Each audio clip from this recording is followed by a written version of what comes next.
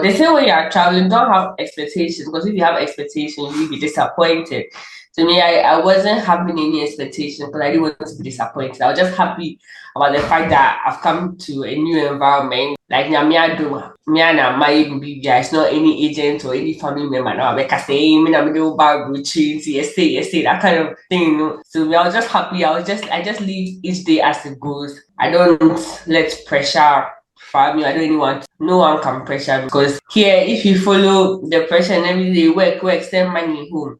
You be depressed, honestly. You be in your home, in your room, and you be crying. I've got people that come in, they're crying that they're not happy and they want to go back. I'm like, hey, you're going back to work. If that place was good, will you have come? So just encourage yourself, you'll be fine. Don't have too much expectations. Yes, or else you'll be disappointed.